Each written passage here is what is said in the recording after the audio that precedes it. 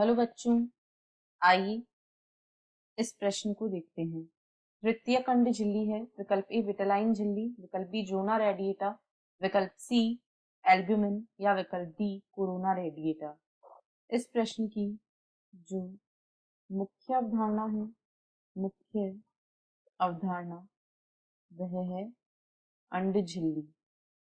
यहाँ पर हम देखेंगे कि अंड झिल्ली जो है वह कितने प्रकार की होती है और तृतीयक अंड झिल्ली क्या है।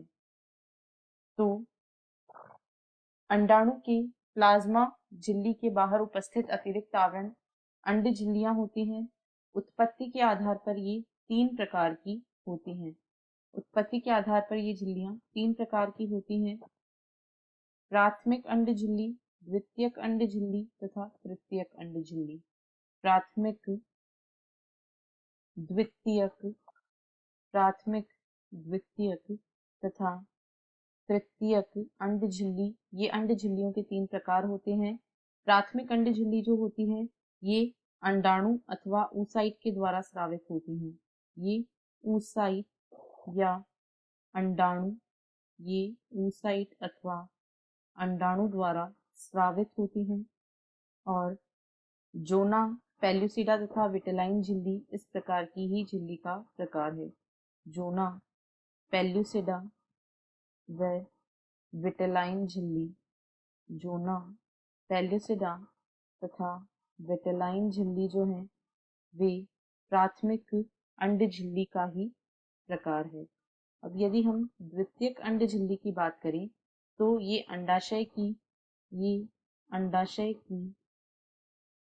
फॉलिकुलर कोशिकाओं के द्वारा, ये अंडाशय की फॉलिकुलर या पुटिकीय कोशिकाओं द्वारा स्रावित होती हैं।